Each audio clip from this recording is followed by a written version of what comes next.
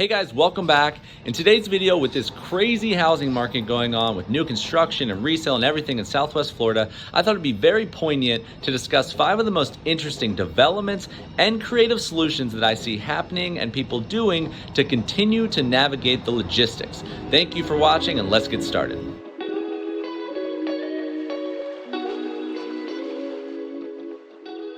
Real quick, for those that don't know me, I'm Adam Hancock. I have a real estate group in Southwest Florida, and I put out daily videos on Florida relocation and investment assistance. Okay, before I really get into the nitty-gritty here, what I need to really establish first is a preface for beyond waitlist why what the current establishment and foundation of what is happening now may not be the right fit for you, and that has you seeking creative alternatives. I'm gonna run through that first, and then I will hop on to the developments that I see progressing.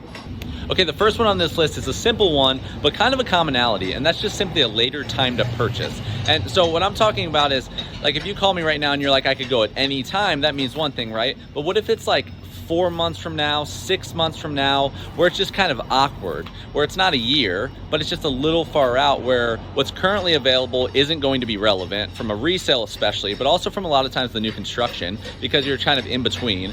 But also you need to kind of, you can't just disregard it if you want to do something in 4 months. You need to kind of have a feeling what's happening and all this kind of stuff. So that puts you in a position where you're kind of in between in multiple facets, and that's one that's tricky to navigate. I would say that's number one on this list of what would have you seeking out what else is happening beyond the current state. Okay, the second one on the list of our kind of foundational kinks in the armor would be water lot availability. Availability everywhere isn't very great at the moment right now, but water lots especially are way more aligned with folks that's an absolute deal breaker to not be on a water lot. And then for a lot of folks, like, kind of the exposure of the rear is also a deal breaker in certain facets, because if people are going to make this jump and they're going to invest, some folks view, and a lot of people do rightfully, view the land as the most important part, and they'd rather wait completely than just take a sacrifice to be in an individual community. So because of that same fact, it's also a lot of times the absolute most popular lots. So that just perpetuates all the waitlist items, all the lottery bids, all this kind of stuff. And then what happens when none of the water is available any longer, and then the rest of the availability in the community is not water based for the moment? So that's why that one really puts just an absolute halt on certain people's timelines, and that's why this one's relevant. So that's number 2, and let's move on to the next one. Okay, number 3 in this section is custom builder lot availability. Think Lee Wetherington and Arthur Ruttenberg at Waterside, Lake House Cove. Think the Founders Club. This conversation, right, where it's not just master plan semi-custom, it's custom build, right? So if that's something that is also a deal breaker, that's something that you are obsessed with Lee Wetherington Saviano. Because of the pure volume of what they build versus, they're not building 2,000 homes a year, right? I think Arthur Ruttenberg's 40 homes a year. So what with them you're doing is you're basically taking them and you're traveling to see which other communities they have lots in. And if those don't currently work for you, or they're just simply sold out, like zero availability, until they buy back into a community, into the next one, then that could kind of also make you say, well, what's next? Because then Homes by Town or Toll Brothers or Neil or something like this might not be at the level that you were expecting or wanting from just a customization and whatever it may be. Custom builder lot availability is also one that's kind of a zero-sum game. So that's number 3. I think that's becoming very reoccurring, and it's one of the ones where I think people are getting the most creative around at the moment. And I have one more to speak about before we move on. Okay, and the 4th one on this list is just kind of a catch-all, but again, I think very relevant. Is just, what if the total landscape in totality is just not a right fit? What if you, like, it's a little too far from the coast, it's not quite what we're looking for, it's a little too Mediterranean, I don't really love golf, I love this, it's just the price range is getting out of control, it just nothing feels right. And what I try to do right away most of the time is just completely establish like a view of the entire landscape, right? So I try to tell you everything that's available now, that's gonna be available anytime in the future, so you kind of know, like, this is kind of it for a period of time. What if that just doesn't work, right? So I'm never an advocate of just buying because of some sort of like, it's the best of what's available, unless it's a good fit for you, or there's some timeline that ties you to some sort of urgency. So I would never recommend that. But so what if it shakes out like that? It's just not the right fit, and you're just kind of like, okay, so now, I mean, I thought this is what we wanted. I mean, I thought Sarasota is what we wanted. Like, it's just not what we thought it was going to be. So Then what do you do as far as like what is similar to that, and what could you do and recreate this in a different area or a different timeline? So that's number 4. This is kind of the foundational items that I see kind of hovering over this entire conversation. If you just picked 4 total things, this is kind of where I see people kind of veering to say like, well, what the hell do we do now, you know? In the next section, I'm going to talk about what I see as just not all of them, but 5 of the most interesting things that I think could relate to a lot of people, both from an establishment and also from what I've talked through with people of saying like maybe try to do a combination of these things or something like that. So I will hop back on here in a bit and do that. And thank you guys again and look forward to it.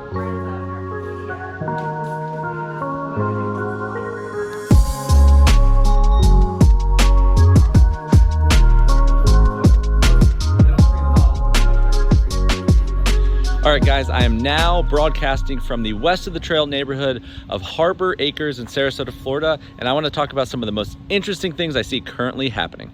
Okay, first on this list is Waterside in Lakewood Ranch. You hear me talk about Waterside a lot. It still remains a gem in my mind for a couple different reasons. And the reason it makes the most interesting list of this list is because of both what it is and what it's going to be. That's relevant to this conversation. So Waterside, if you're not super familiar, Waterside is this large development, and it's one of the closest spots in all of Lakewood Ranch to downtown, which is uncharacteristic for most of Lakewood Ranch.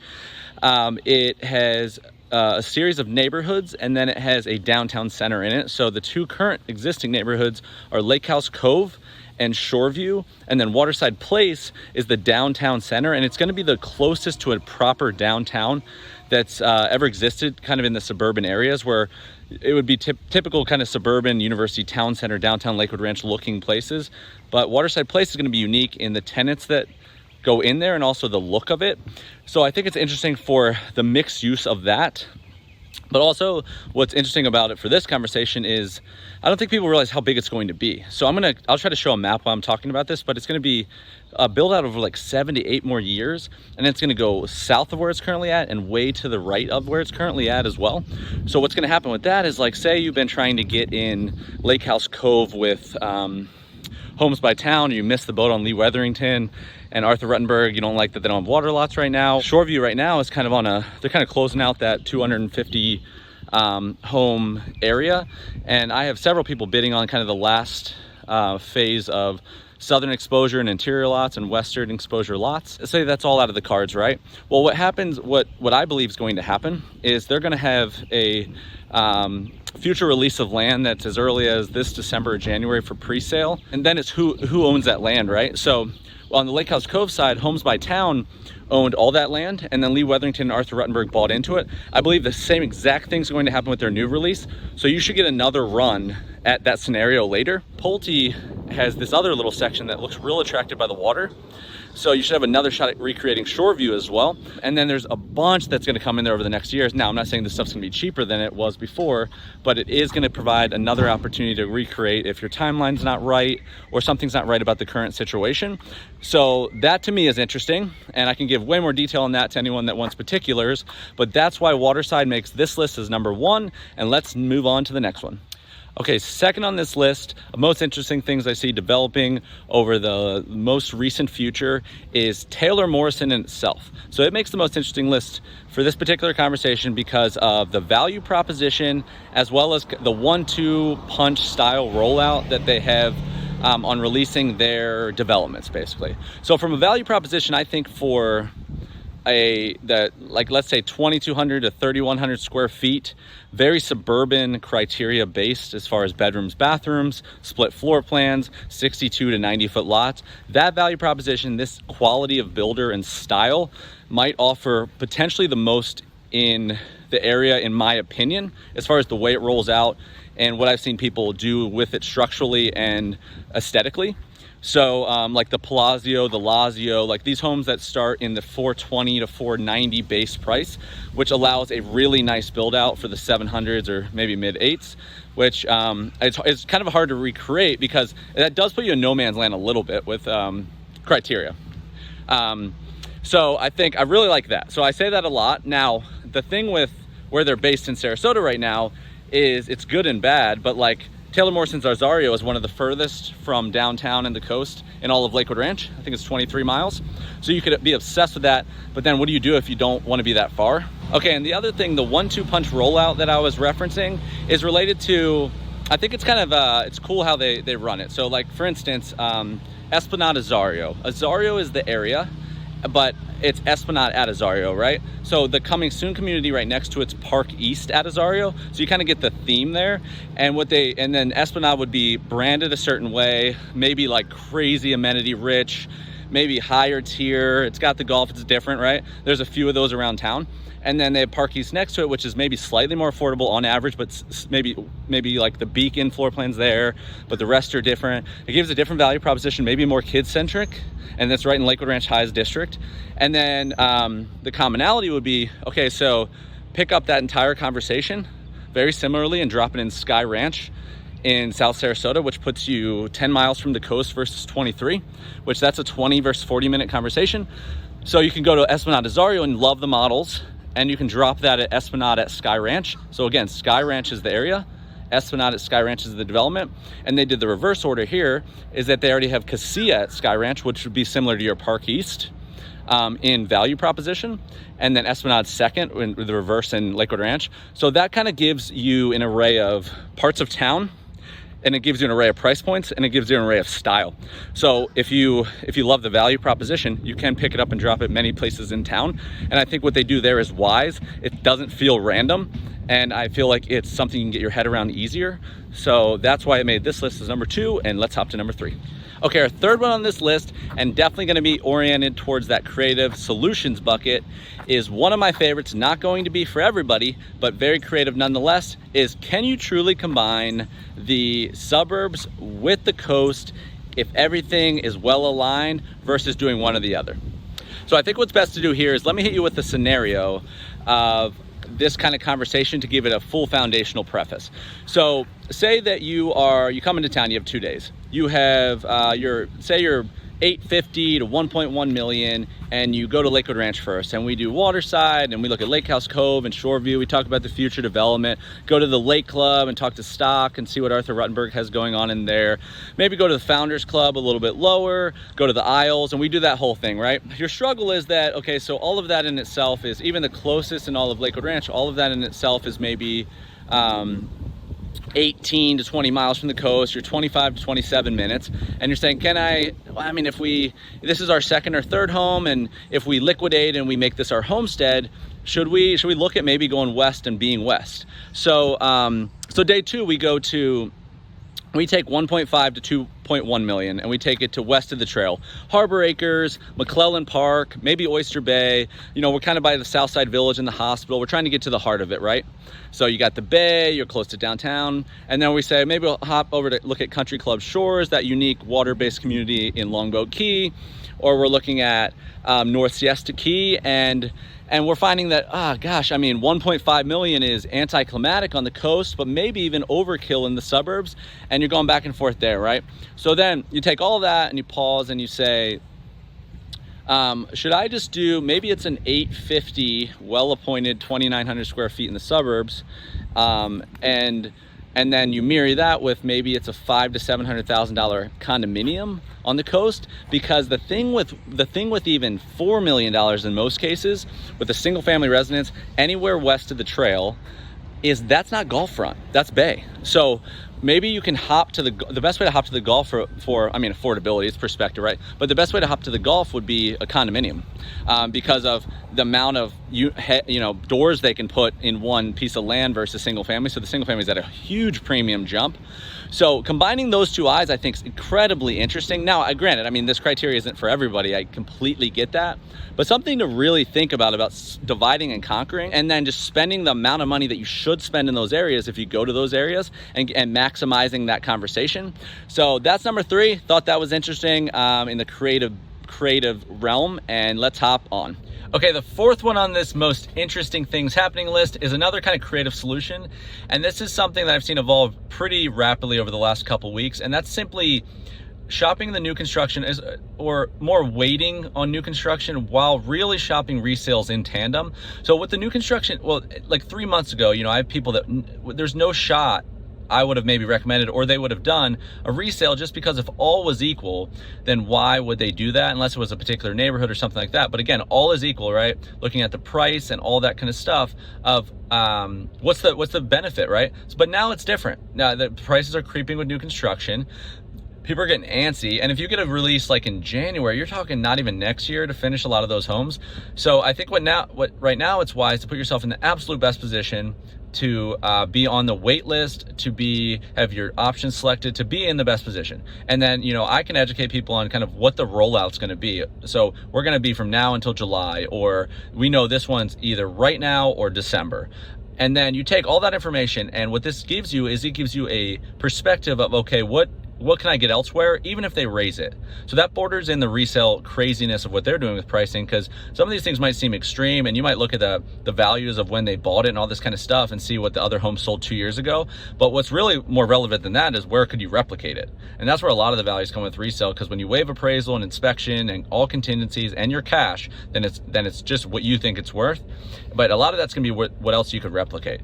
So I think if you do them in tandem, it becomes very aligned. And I think people are doing that more. I think and then again, like if it's not perfect, you're already in the same spot. So I think that's something people should really, really consider. And I've seen a lot of people even hop off of like one wait list at Windward and go to Grand Palm, or go from Azar. You know, you're shopping multiple things against each other. So again, that's a simple one, but I wanted to mention that. And then, you know, we basically could put you in the position where it's the relevancy of those two against each other, and then you're just you have to be like a shark with resale. So that's where like the team thing really comes into play a lot more than an individual. So I wanted to get that. That's number 4, and I'm going to mention one more before we finish up. Okay, and our 5th and final point on this video of the most interesting and creative solutions I've seen developing over the last couple months is, it's kind of out there, but it's simply considering a whole nother city. So I've seen people do this, right? If you start at the top and you're like, I like Sarasota, but what about Naples, and what about Tampa and Clearwater? You're probably way up the funnel from getting anywhere near a decision that's relevant to the current housing market, in my opinion, right? You got to work through all that stuff first. They're not anywhere near equal. And if you're not leaning in a direction, then it's really tricky, right?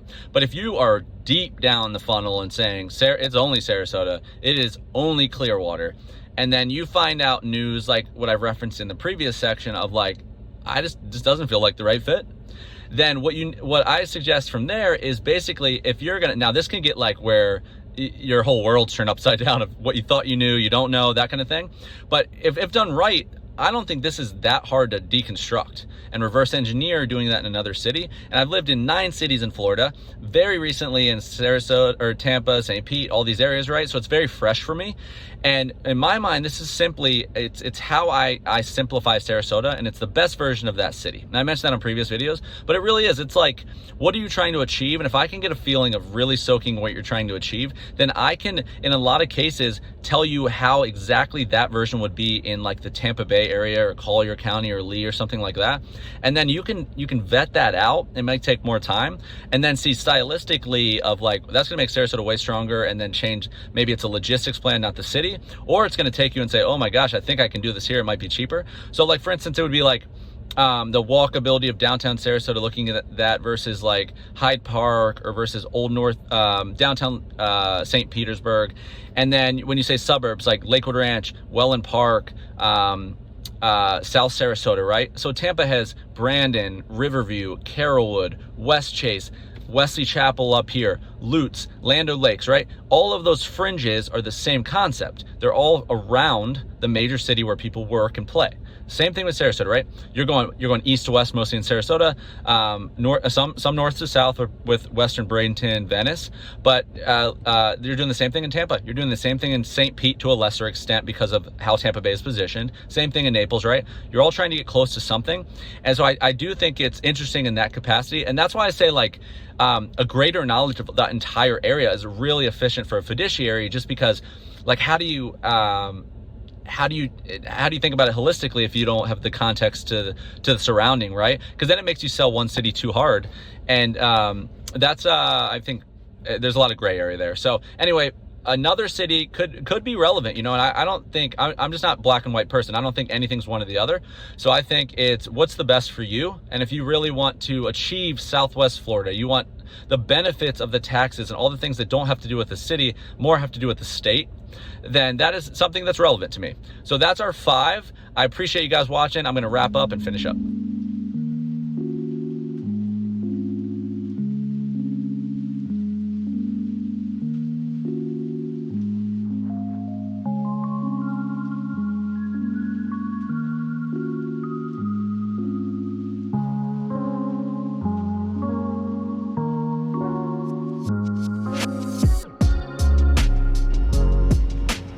Hey guys, so that does it for this video. If you liked it, please subscribe for me so you do not miss anything. If you have any questions for me specifically, please leave them in the comments below. I'm going to answer all of those. Also check out the description for my contact information and any other relevant videos here. Thank you again for watching. I really appreciate it as always, and we'll see you on the next one.